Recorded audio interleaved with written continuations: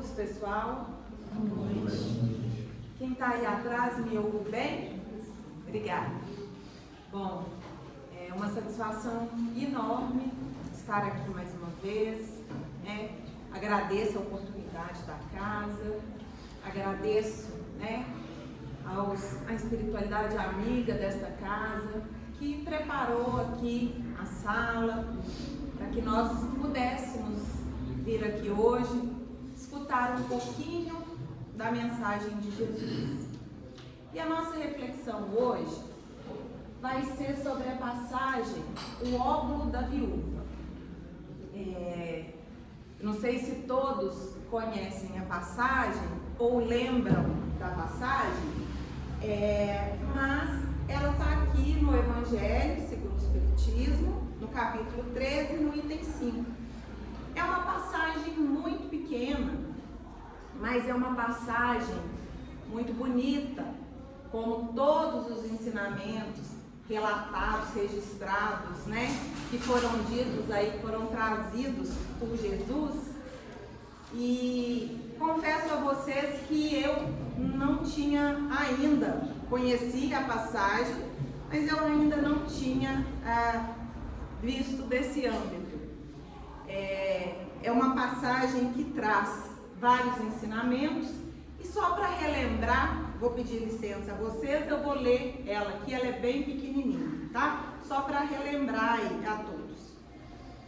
Então, tá no capítulo 13, que é: não saiba a vossa mão esquerda que dê a vossa mão direita. E tá lá no item 5. Estando Jesus sentado defronte do gasofilácio, a observar de que modo o povo lançava ali o dinheiro, viu que muitas pessoas ricas o deitavam em abundância. Nisso veio uma pobre viúva que apenas deitou 2 pequenas moedas, do valor de 10 centavos cada uma. Chamando então seus discípulos, disse-lhes: em verdade vos digo que esta pobre viúva deu muito mais do que todos que antes puseram suas dádivas no gasofilácio. Por isso que todos os outros deram o que lhes abunda, ao passo que ela deu o que lhes faz falta. Deu mesmo tudo o que tinha para seu sustento. Então, essa passagem está registrada em Marcos, no Evangelho de Marcos, no Evangelho de Lucas também, né? Então, é uma passagem que vai trazer a essência da entrega. E a gente, então, vai observar a riqueza dessa parábola no simbolismo que a gente tem aqui dentro dessa passagem. Falei parábola, gente, perdão, é passagem, tá? Segundo o evangelista João, não foi registrado tudo que Jesus ensinou. Vários ensinamentos que Jesus trouxe não foi registrado, porque se fosse registrado tudo que Jesus trouxe, né, de ensinamentos, não teríamos livros suficientes e muito menos bibliotecas que comportassem tantos ensinamentos. Porém, os mais significativos foram relatados. Então, essa é uma passagem que é muito significativa, porque ela foi uma passagem, né, que foi aí relatada. Então, observando a passagem, vamos conceituar alguns termos que para nós, né, hoje não é comum e eram termos que se usavam naquela época. Então, por exemplo, o gasofilácio. O gasofilácio, quando eu escutei a mensagem, eu achava que o gasofilácio era a urna, o vaso onde depositavam as moedas, e não é. Gasofilácio é o local dentro do templo onde ficam as arcas, onde ficam os vasos assim chamados, para que que o povo então entrasse e colocasse lá a sua oferta, tá?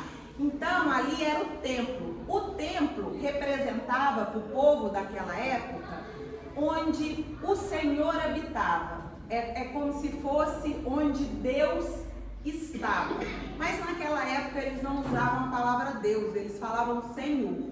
Então, doar uma oferta ao templo, eu estava doando, né? Eu estava contribuindo ali para que o Senhor permanecesse ali com eles naquele lugar. Era um lugar público, então era um local aberto que todos podiam entrar. E justamente por ser aberto, podia-se observar então o quanto cada um dava, né? O quanto cada um trazia, né? Então, esse gasofilácio nada mais era que um lugar sagrado das ofertas no Templo de Jerusalém, onde o coração de cada doador era revelado diante de Deus, porém para eles diante do Senhor. Aí eu pedi para a inteligência artificial, que é um ótimo, né, gente, para criar uma imagem para mim, pedi para ele criar uma imagem o mais real possível de um gasofilácio dentro do templo da época de Jerusalém, né, da época de Jesus, e ele então criou para mim essa imagem aí, e essa outra imagem aqui, que ele falou que era mais real. Então, vocês podem ver que as urnas aqui, ó, eram como se fossem trombetas, né? E tinham-se 13 dessas urnas, né? E notem que o local era aberto e a população entrava, né? Tinha livre acesso ali e então depositavam ali a sua oferta. Outro ponto que a gente tem que ver nessa passagem é que o óbolo era uma moeda, né? Então, naquela época, existiam várias moedas, diferente da época de hoje em dia, né? Aqui no Brasil, nós temos só o real, nossa moeda é o real. Naquela época, existiam várias moedas, então a gente tinha o dracma, o didracma, o óbolo, o talento, sendo que o talento era a moeda dos mais ricos. Só quem tinha mesmo uma condição financeira bem mais abastada é que usava o talento. O dracma e o didracma era usado aí pelas classes, vamos dizer assim, medianas, mas bem mais abastadas. E o óbolo, ele era usado por aquelas pessoas que eram mais pobres, né? Ou seja, quem carregava um óbolo, as pessoas olhavam para ela e já pensavam assim: nossa, aquela pessoa não tem nem o que comer. Então só os pobres usavam o óbolo. Os ricos não usavam o óbolo, né? Então a moeda daquela época, ela servia para distinguir o quê? A classe social aí das pessoas. Então, de um lado, aqui no gasofilácio, a gente tinha, né, os mais abastados, aqui os ricos, que traziam aí o talento, o dracma, o didracma, traziam altas quantidades. Do outro, nós tínhamos aí a figura dos menos favorecidos, que aqui foi trazido a viúva, né? Que trouxe o seu óbolo singelo e levou lá para fazer a sua oferta. Então, a gente tinha, né? De um lado, o ouro abundante dos ricos, do outro, 2 pequenos óbolos de cobre, tão insignificantes aos olhos do mundo, mas nós vamos perceber que foram muito preciosos aí aos olhos de Deus. E aí, o que a gente pode perceber nesse ato? Quando Jesus disse, né, Em verdade vos digo, né? Aqui a viúva, ela teria doado menos. Em quantia, gente, um óbolo seria aí 10 centavos, 15 centavos. Então, em valor absoluto, se a gente pensar, os que doavam ali dracmas ou talentos, em valores absolutos, eles doavam mais. O valor era maior do que o óbolo, com toda certeza. Mas Jesus chama atenção aqui ao sentimento, porque a viúva deu tudo o que ela tinha. Ela deu o que ela precisava, ela tirou dela para ela ofertar ao Senhor. Então ela entregou. E aí já não passa a ser mais uma relação de valor absoluto. Isso passa a ser um valor relativo. Porque aqui Jesus está mostrando para a gente o valor do sentimento empregado na ação da doação.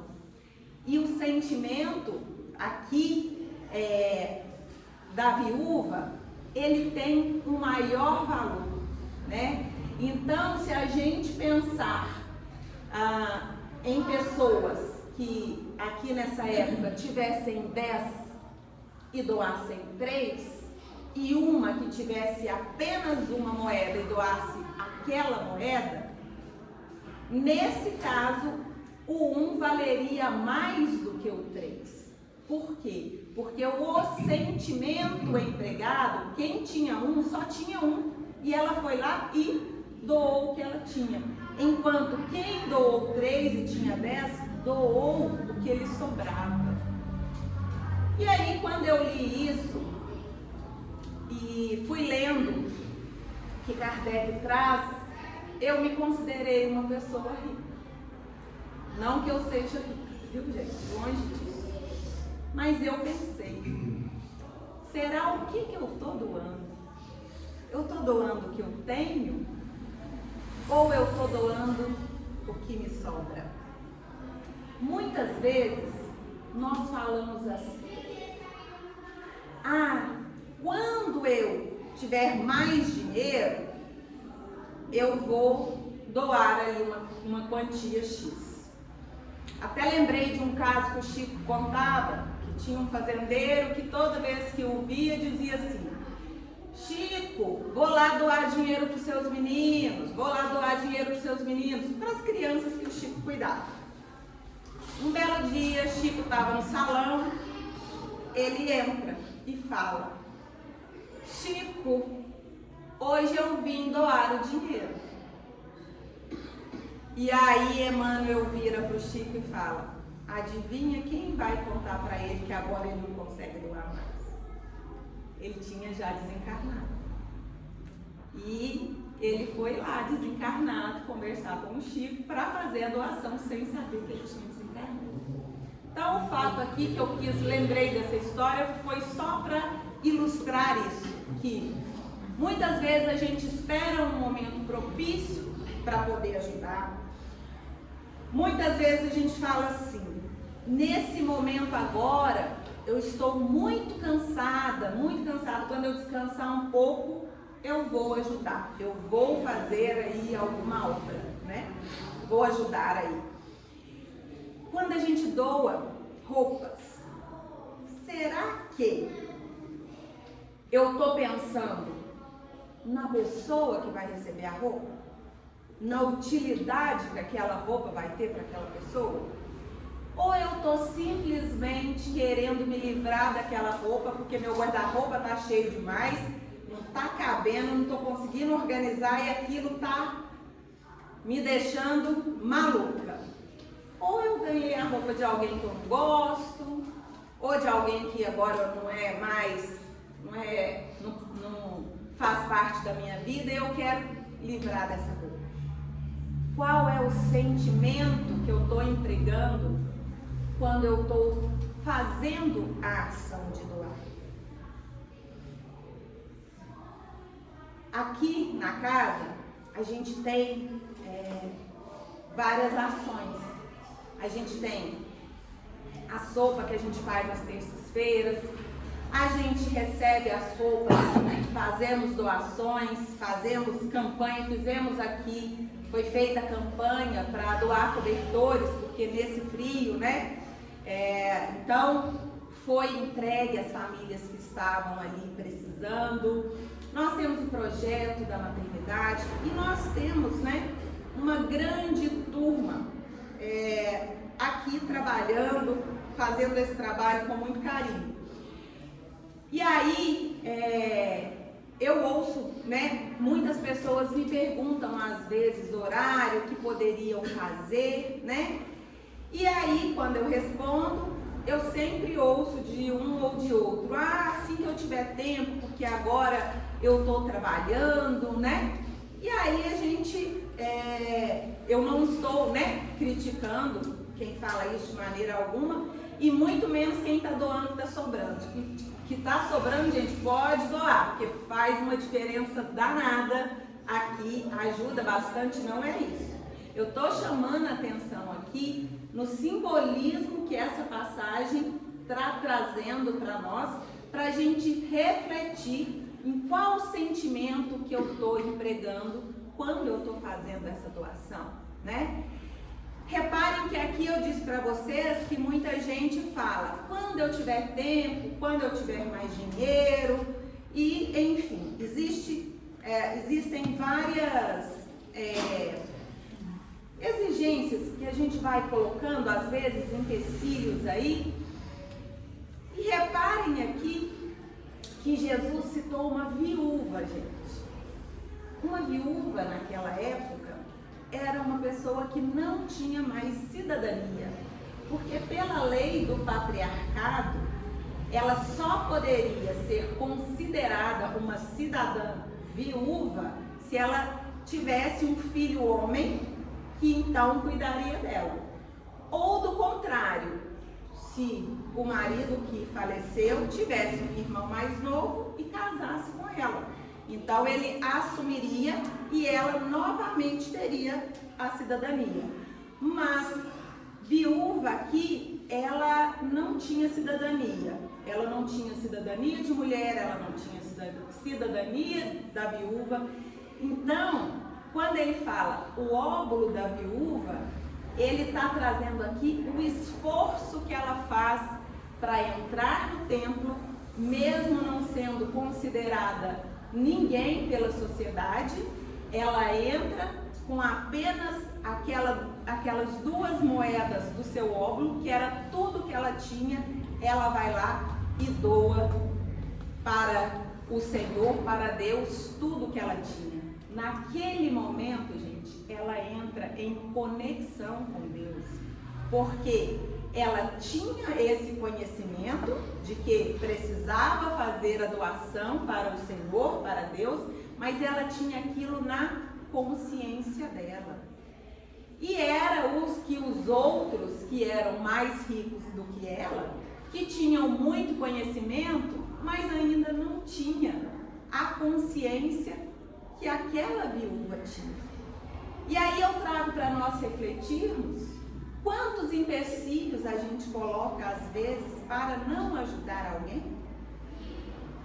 Será que realmente esses empecilhos existem? Esses obstáculos existem? Ou se a gente quiser, a gente pode se esforçar e assim como essa viúva ir e fazer essa doação de coração, de sentimento, né? E quando, né, eu falo de conhecimento e consciência, se a gente trazer para os nossos tempos de hoje, nós temos muito conhecimento, gente, mas ainda pouca consciência. Por exemplo, nós temos conhecimento dos males do cigarro, o que o cigarro pode nos causar. Porém, ainda existem pessoas que fumam, ou seja, elas têm o conhecimento, mas não têm a consciência. No nosso meio espírita, nós acreditamos na reencarnação, temos o conhecimento da reencarnação, mas ainda vivemos como se não existisse a reencarnação. Então, nós temos o conhecimento, mas ainda falta a consciência. Nós temos conhecimento que somos imortais, mas nós temos medo da morte. Então, está faltando o quê? Consciência nesse conhecimento aí, nos conhecimentos que a gente tem, né? E na nossa relação para com Deus, nós temos que perguntar: como está o nosso ombro? Eu estou doando tudo que eu posso? Ou eu estou doando só uma parte? Eu estou sendo inteiro ou não? Não estou falando que a gente tem que parar de trabalhar e passar a fazer tudo em prol do outro. Não. Estou falando das nossas ações e dos nossos sentimentos, né? Mesmo porque a gente precisa do nosso trabalho, né? A gente precisa do nosso sustento. E a gente tem que lembrar que trabalho, né, foi definido lá no livro dos médiuns, estou confundindo, no livro dos espíritos, né?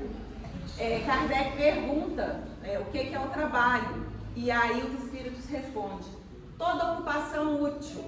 Então, não significa que todo trabalho remunerado é uma ocupação útil. E Kardec traz mais algumas questões para a gente pensar. A gente não precisa doar só o material. A gente pode doar de várias maneiras. A gente pode doar o nosso tempo. A gente pode doar o nosso acolhimento. A gente pode doar a nossa escuta. Dentro dos nossos lares, não vamos longe não. Vamos levar isso para dentro dos nossos lares. Dentro dos nossos lares, nós estamos tendo tempo para ouvir aquele irmão que está ali angustiado, que está ali precisando de uma ajuda. Nós estamos tendo acolhimento para com a dor dele. Nós estamos sabendo usar nossa inteligência, e aqui não é inteligência lógica, é inteligência emocional, de às vezes se calar enquanto um irmão está esbravejando, xingando até que ele se acalme? Será que a gente consegue silenciar sem revidar? Será que eu estou usando o meu tempo de forma a trabalhar com utilidade? Será que eu estou sendo útil? Porque não se engane, nós precisamos nos sentir úteis, pessoal. É muito comum, às vezes, pessoas falarem assim: eu vou trabalhar muito agora, porque quando chegar a tal idade eu quero aposentar e não quero fazer mais nada. E aí a pessoa trabalha e aposenta e para de fazer todas as coisas. Passam-se 6 meses, aquela pessoa começa a ficar entristecida, irritada, muitas das vezes pode desenvolver aí uma depressão, porque ela perde a sensação de utilidade. E a gente precisa se sentir útil. E para a gente se sentir útil, gente, a gente precisa compartilhar. A gente precisa do outro, a gente precisa ajudar o outro, a gente precisa ajudar o próximo. E com isso, a gente está ajudando a nós mesmos. Então, quando eu ajudo alguém, aquela ajuda não foi para aquela pessoa. Aquela ajuda foi para nós mesmos. E quando a gente tem a oportunidade de vir em algum trabalho social, eu dou exemplo aqui da sopa porque eu participo. E no momento, quando eu vim participar, eu estava passando aí por momentos de expiação, como todos nós passamos, e eu estava muito fragilizada. E no primeiro dia que eu vim, foi impressionante o bem que aquilo me fez. me fez um bem tão grande que eu voltei preenchida. Por quê? Porque eu vim e me supri do necessário e não do supérfluo. E hoje em dia, nós vivemos em busca do supérfluo, gente, o tempo inteiro. E esquecemos do que realmente é necessário. Perguntaram uma vez a Platão, há muito tempo, claro, para ele distinguir, né, necessidade de supérfluo. E ele então nomeou o supérfluo como desejo. Ele disse assim, ó: durma no chão por 30 dias e passe a pão e água. O restante é supérfluo, é desejo. Então, ou seja, dormir é necessário. Onde? É supérfluo. Comer é necessário. Onde? O que? É supérfluo. E quantas vezes a gente não aumenta a nossa ansiedade porque estamos buscando o supérfluo? E aí a gente, por exemplo, acha algumas fugas rápidas que a gente acha que está preenchendo aquilo ali e não está. De repente a gente começa a comprar demais, mas a gente vê que aquilo ali, aquela sensação que me preencheu, durou muito pouquinho. Por quê? Porque eu comprar demais é o supérfluo. Eu não me preenchi do que é necessário. Então, a gente precisa ver como que a gente está colocando isso no nosso dia a dia. Qual o supérfluo que nós estamos tanto procurando? Qual é o supérfluo que nós estamos correndo atrás? E o que é realmente necessário? Eu estou deixando para lá, eu estou deixando para trás? Não tem problema nenhum, gente, querer ter o supérfluo, né? É um desejo, realizar um desejo sem problema nenhum, desde que o necessário já tenha sido satisfeito.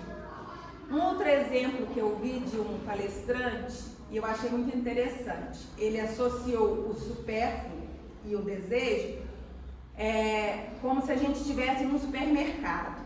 O necessário fica no fundo das prateleiras e o supérfluo fica tudo na frente, né? Então, o arroz, o feijão, a proteína ficaria tudo lá atrás.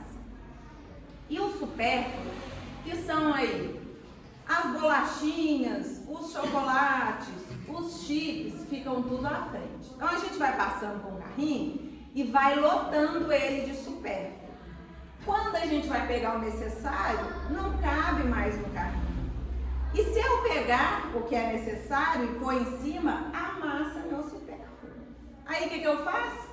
Deixo o necessário e levo o supérfluo.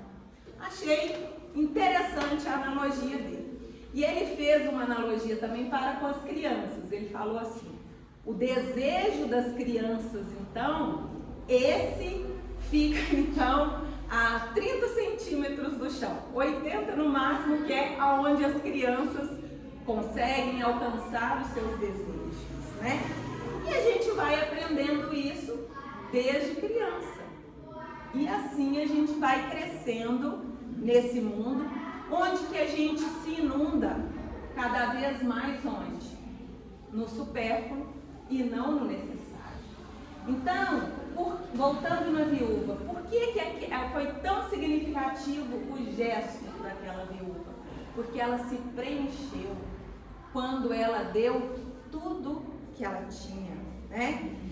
Jesus não falou a um jovem que perguntou para ele o que ele fazia para seguir Jesus. Ele disse assim: vai, vende tudo que tens, doe aos pobres e me segue. Não foi isso? Vende tudo que tens, porque tudo que tens é da matéria, gente. O que a gente leva é o sentimento. E o sentimento é nosso. Quando voltarmos ao plano espiritual, levaremos o quê? O nosso sentimento. As posses que nós possuímos aqui, essas mas todo sentimento que eu conseguir cultivar, ele vai comigo para o plano espiritual. E Emmanuel também fala uma coisa muito interessante para nós a respeito dessa passagem. Do que vale a doação material se eu não consigo perdoar o meu irmão? Se eu tenho raiva, se eu tenho rancor pelo meu irmão, né? E aqui meu irmão é qualquer pessoa, não é o meu irmão da minha casa, né? Pode ser o irmão da minha família, mas pode ser, nós todos somos irmãos, né? Perante a Jesus. Então, do que adianta eu fazer a doação, ajudar, mas se no meu coração ainda ele está preso, ele está amarrado, com raiva, com ódio, onde eu não perdoo, uma situação que já aconteceu há muito tempo, e eu carrego esse sentimento como se fosse uma pedra muito grande que eu coloco aqui, ó, amarro ela no meu pescoço e puxo ela durante toda a minha vida. Do que adianta? Então, essa passagem, ela nos traz muitos ensinamentos. E o que ficou para mim de mais interessante nela é que Jesus promove essa reflexão interna. Porque os ensinamentos de Jesus, gente, eles têm mais interrogação do que exclamação. E isso é o que ele queria mesmo, nos provocar o quê? Reflexões, para que a gente possa, né, entender e conseguir agir com consciência, né, e não apenas aqui no conhecimento, né? Então, como será que está o nosso óbolo no nosso dia a dia? Como é o meu óbolo no meu trabalho? Como é o meu óbolo no meu lar? Como é o meu óbolo com todas as pessoas que eu convivo? É uma coisa bem profunda para a gente pensar. E outra coisa que a gente pode pensar também é que a gente tem que olhar para o outro, lembrando que cada um dá o que tem. Eu não posso olhar para o outro e querer que ele me dê algo que ele não consegue, porque com certeza eu também não consigo dar a ele tudo que tem.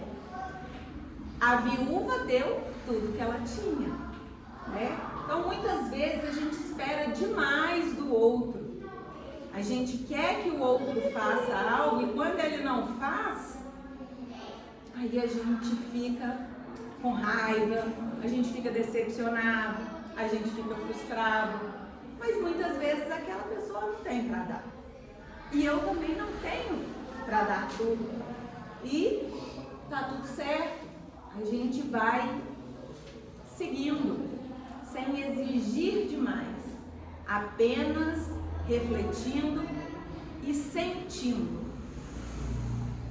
como está o meu óbolo aí.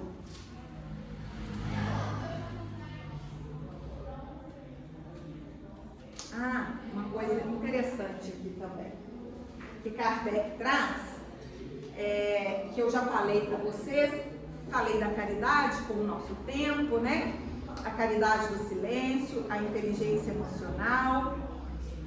E outra coisa, a gente acha que quando eu estou ajudando, principalmente, a gente faz isso muito com aquelas pessoas que são ali do nosso íntimo, por exemplo, da nossa família. Acho que a gente briga, desconta mais neles, porque como é da minha família, vai ter que conviver comigo a vida inteira mesmo, não tem como eles brigarem comigo por muito tempo, né? Acho que a gente pensa assim.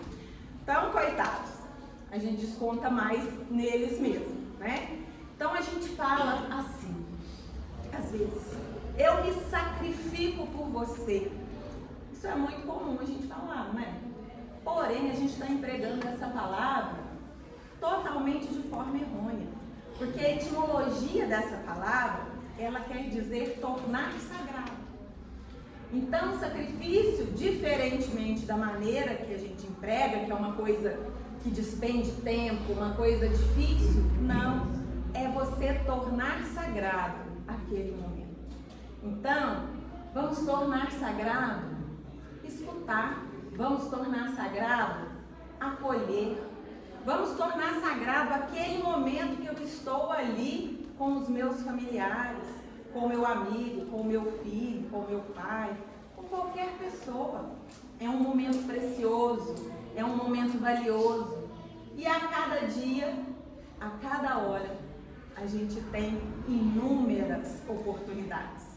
Basta que a gente esteja um pouquinho atento aí para percebê-las.